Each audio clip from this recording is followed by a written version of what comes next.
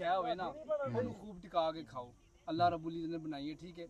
ਇਹ ਸੰਘਾੜੇ ਦੀ ਅਕਸਰੀਅਤ ਦਵਾਈਆਂ ਵਿੱਚ ਇਸਤੇਮਾਲ ਹੁੰਦਾ ਹੈ।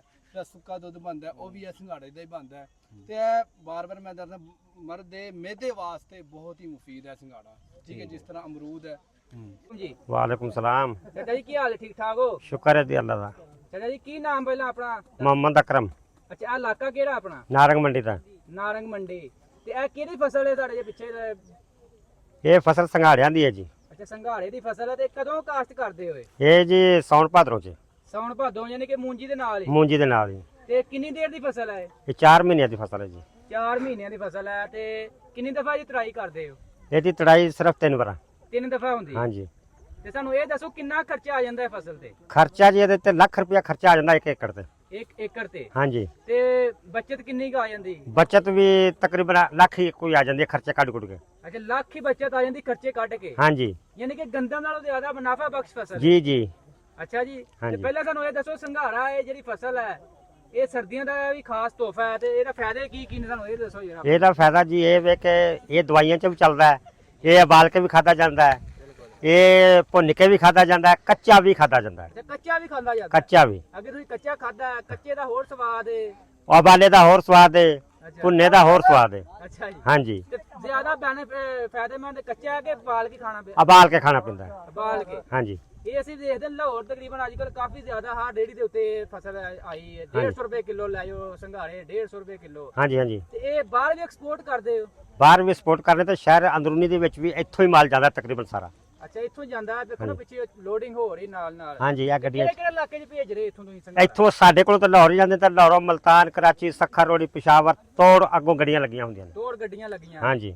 ਅੱਛਾ ਤੇ ਇੱਥੋਂ ਹੀ ਬੰਦਿਆਂ ਲੈ ਜਾਣਾ ਤੁਹਾਡੇ ਕੋਲ, ਆਪ ਹੀ ਨਾ ਲੋਡਿੰਗ ਕਰਨੀ ਸਾਰਾ system? ਨਹੀਂ ਇੱਥੋਂ ਅਸਾਂ ਹੀ ਮਾਲ ਖੜਨਾ, ਸਿਰਫ ਲਾਹੌਰ ਤੱਕ ਅਸਾਂ ਪਹੁੰਚਾਣਾ ਹੈ। ਅੱਛਾ। ਅੱਗੋਂ ਲਾਹੌਰ ਵਾਲੇ ਡੀਲਰ ਨੇ ਅਗਲੇ ਅੱਛਾ ਵਿਕਦਾ ਹੀ ਜਾਂਦਾ ਗਾਂ ਗਾਂ, ਵਿਕਦਾ ਹੀ ਜਾਂਦਾ ਗਾਂ ਗਾਂ। ਚਾਚਾ ਜੀ ਇਹਦੇ ਵਾਸਤੇ ਥੋੜਾ ਜਿਹਾ ਦੱਸੋ, ਜਿਹੜੇ ਬੰਦੇ ਨਵੇਂ ਕਾਸ਼ਤ ਕਰਨਾ ਚਾਹੁੰਦੇ ਆ ਇਹਦੇ ਵਾਸਤੇ ਜ਼ਮੀਨ ਕੈਸੀ ਹੋਣੀ ਚਾਹੀਦੀ ਆ? ਜ਼ਮੀਨ ਕਿਹੜੇ ਮੰਡ ਦੀ ਹੋਣੀ ਚਾਹੀਦੀ ਜਿਹਦੇ ਅੰਦਰ ਇਹ ਸੰਘਾੜਾ ਜਿਹੜਾ ਵਾ ਇਹਦੀ ਚੰਗੀ ਪੈਦਾਵਾਰ ਹੋ ਸਕਦੀ ਹੈ? ਜ਼ਮੀਨ ਚੰਗੀ ਹੋਣੀ ਚਾਹੀਦੀ ਹੈ ਤੇ ਡੂੰਗੀ ਹੋਣੀ ਚਾਹੀਦੀ ਜਿਹਦੇ 'ਚ ਪਾਣੀ ਖਲੋ ਜਾਵੇ, ਯਾਨੀ ਕਿ ਪਾਣੀ ਦਾ ਸੁੱਕਣਾ ਨਹੀਂ ਚਾਹੀਦਾ। ਮੇਨ ਪਾਣੀ ਦਾ ਹੀ ਹੈ ਖੇਡ ਇਹ?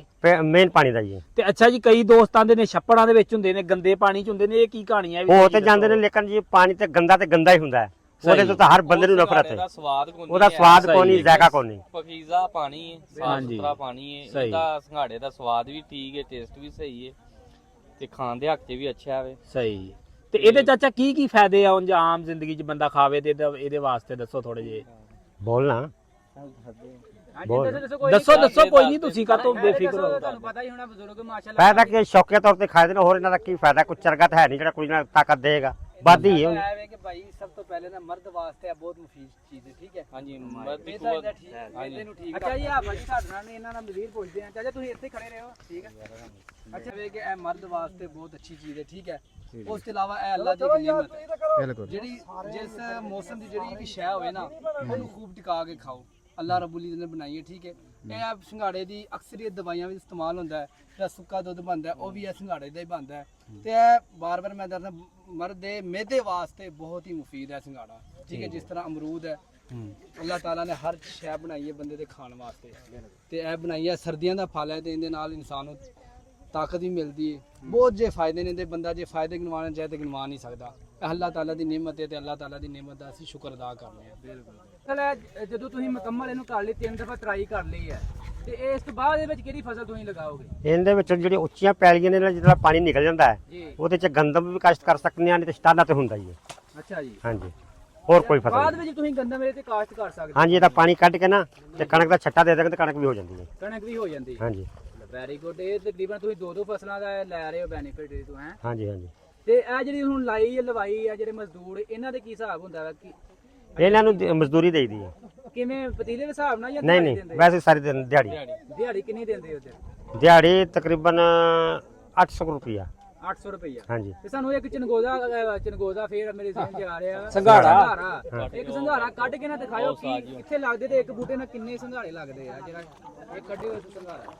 ਲਓ ਜੀ ਹੁਣ ਤੁਹਾਨੂੰ ਚੈੱਕ ਕਰਾਉਂਦੇ ਆ ਕੱਢ ਕੇ। ਇਹ ਸਾਰੇ ਜੀ ਕੱਢੇ ਨੇ ਚੈੱਕ ਕਰੋ ਨਾਲ ਨਾਲ। ਇਹ ਵੱਲ ਚੁੱਕ ਕੇ ਬਤਾ ਜੀ। ਇੱਥੇ ਤਾਂ ਵਾਲੀ ਕੋ ਨਹੀਂ ਤੇ ਵੱਲ ਖੁਰਗੀਆਂ ਸਬਜ਼ੀ ਆ ਗਈ ਹੁਣ ਕੱਢ ਲਿਆ। ਇੱਕ ਪੂਰਾ ਤੁਸੀਂ ਗੱਲ ਫੜਨੀ ਹੈ ਜੀ।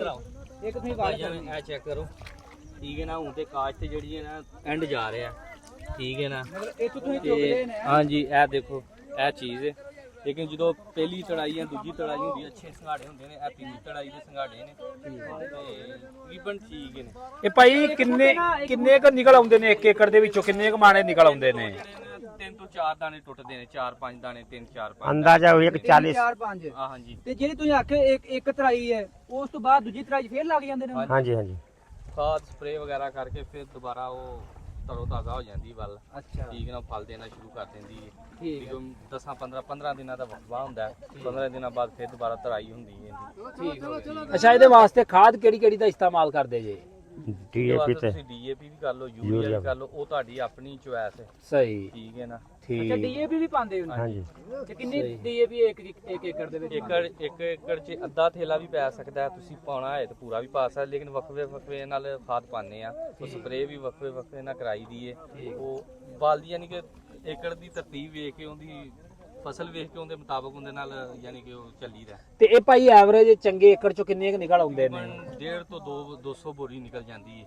50 kg ਦੀ? ਹਾਂਜੀ 50 kg ਦੀ 200 ਬੋਰੀ ਨਿਕਲ ਜੇ ਤੇ 250 ਮਣ। ਹਾਂਜੀ, ਯਾਨੀ ਕਿ ਅੱਛੀ ਫਸਲ ਜੇ ਅਗਰ ਅੱਛਾ ਏਕੜ ਦੇ ਦੇਣਾ ਤੁਹਾਨੂੰ ਫਸਲ, ਹਾਂਜੀ, ਉਹ ਇੰਨੀ ਤਕਰੀਬਨ 250 ਮਣ ਹਾਂ, ਤਕਰੀਬਨ। ਇੰਨਾ ਕੋ ਨਿਕਲ ਆਉਂਦਾ। ਚਾਚਾ ਜੀ ਥੋੜਾ ਜਿਹਾ ਨਾਲ ਹੋ ਜਾਓ।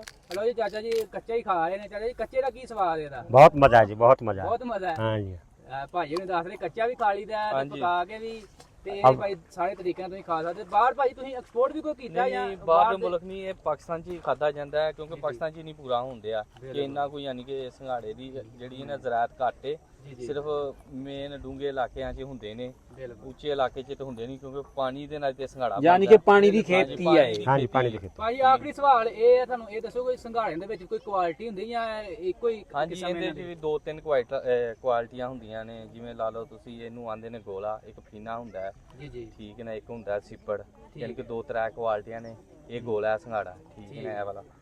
ਤੇ ਇਹ ਜ਼ੈਕੇ 'ਚ ਵੀ ਕੋਈ ਫਰਕ ਪੈਂਦਾ ਹੈ? ਜ਼ਾਕੇ 'ਚ 19-20 ਦਾ ਹੀ ਫਰਕ ਹੁੰਦਾ ਹੈ, ਲੇਕਿਨ ਉਹ ਇਹ ਹੁੰਦਾ ਫਸਲ ਦੇ ਮੁਤਾਬਕ। ਮਸਲਨ ਜੇਕਰ ਤੁਸੀਂ ਲਾਉਂਦੇ ਹੋ ਨਾ ਤੁਸੀਂ ਫੀਨਾ, ਅਗਰ ਅੱਛਾ ਹੋ ਜਾਏ ਤਾਂ ਇਹ ਗੋਲੇ ਨਾਲ ਵੀ ਅੱਛਾ ਸੰਘਾੜਾ ਯਾਨੀ ਕਿ ਉਹ ਐਵਰੇਜ ਨਿਕਲ ਆਉਂਦੀ ਹੈ। ਠੀਕ ਹੈ। ਸਿੱਪੜ ਦੀ ਐਵਰੇਜ ਜ਼ਿਆਦਾ ਹੁੰਦੀ, ਉਹ ਕੰਡਿਆਂ ਵਾਲੇ ਸੰਘਾੜੇ ਹੁੰਦੇ ਨੇ ਤੇ ਉਹ ਹੱਥਾਂ 'ਚ ਚੁੱਭਦੇ ਨੇ।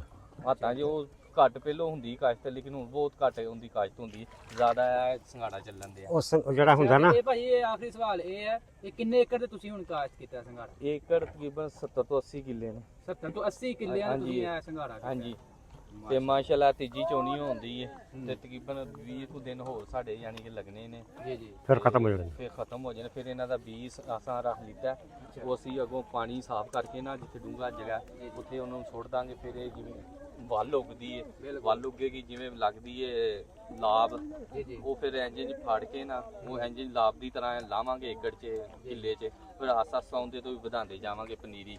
ਯਾਨੀ ਕਿ ਸਾਲ ਪੂਰੇ ਦਾ ਹੁੰਦਾ ਹੈ ਫਸਲ, ਯਾਨੀ ਕਿ ਸਾਲ 'ਚ ਇਹਦੀ ਹੁੰਦੀ ਇਹ 2-3 ਮਹੀਨੇ ਥੋੜ੍ਹਾਈ ਬਸ ਹੁੰਦੀ ਹੈ। ਪੂਰੇ ਸਾਲ 'ਚ ਇਹਨੂੰ ਤੁਸੀਂ ਕਾਸ਼ਤ ਕਰਨਾ ਸ਼ੁਰੂ ਕਰਨੇ ਆ ਅਸੀਂ, ਤੇ ਪੂਰੇ ਸਾਲ ਦੇ ਵਿੱਚ ਇਹ 2-3 ਮਹੀਨੇ ਆਣ ਕੇ ਫਲ ਦਿੰਦਾ ਤੇ ਫਿਰ ਦੁਬਾਰਾ ਯਾਨੀ ਕਿ ਖਤਮ ਹੋ ਜਾਂਦਾ। ਤੇ ਇਹ ਬੀ ਭਾਈ ਕਿਹੜੀ ਚੀਜ਼ ਰੱਖਦੇ ਤੁਸੀਂ ਬੀ? ਇਹੋ ਹੀ। ਬੀ ਸੰਘਾੜਾ ਸੰਘਾੜੇ ਦਾ ਵੇਖ, ਹਾਂਜੀ ਇਹੀ ਹੁੰਦਾ, ਲੇਕਿਨ ਬੀ ਹੁੰਦਾ ਇਹਦੇ ਨਾਲ ਅੱਛਾ।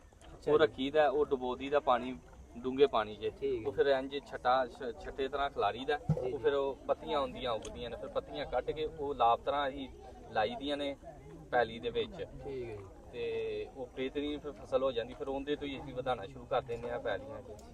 ਤੇ ਮੈਂ ਮਾਸ਼ਾਅੱਲਾ 14 ਰਿਆਸਤ ਮਿਉਂ ਜਿੰਦੇ ਸੰਘਾੜੇ ਨੇ ਜੀ ਜੀ। 70 ਤੋਂ 80 ਕਿੱਲੇ ਉਹ ਲਾਉਂਦਾ, ਮੈਂ ਉਹਦਾ ਮੁੰਸ਼ੀ ਆ। ਠੀਕ ਹੈ। ਤੇ ਮਾਸ਼ਾਅੱਲਾ ਬੜੀ ਅੱਛੀ ਖੇਤੀ ਹੈ। ਅੱਛਾ, ਕਦੋਂ ਤੋਂ ਲਾ ਰਹੇ ਸੰਘਾੜੇ? ਤਕਰੀਬਨ 20 ਸਾਲ ਤੋਂ ਯਾਨੀ ਕਿ 20 ਸਾਲ ਤੋਂ ਤੁਸੀਂ ਲਾ ਰਹੇ? ਹਾਂਜੀ, ਇਹ ਕਰ ਰਿਹਾ ਕਾਸ਼ਤ। ਤੇ ਨਾਲ ਗੰਦਮ ਵੀ ਕਰ ਰਿਹਾ ਸੰਘਾੜੇ? ਹਾਂਜੀ, ਗੰਦਮ ਸਟਾਲਾ ਵਗੈਰਾ ਜੋ ਜ਼ਮੀਨ ਦੇ ਮੁਤਾਬਕ ਚੱਲੀਦਾ ਨਾ, ਜਿਸ ਤਰ੍ਹਾਂ ਦਾ ਉਹਦੇ 'ਚ।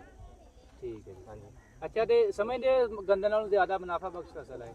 ਹਾਂਜੀ, ਅੱਛਾ ਅਗਰ ਤੁਹਾਡਾ ਸੀਜ਼ਨ ਲੱਗ ਜੇ ਨਾ ਤੇ ਕਿਆ ਹੀ ਬਾਤ ਹੈ। ਠੀਕ ਹੈ ਭਾਈ, ਬਹੁਤ ਮਿਹਰਬਾਨੀ ਜੀ, ਬਹੁਤ ਸ਼ੁਕਰੀਆ ਤੁਸੀਂ ਟਾਈਮ ਦਿੱਤਾ। ਓਕੇ।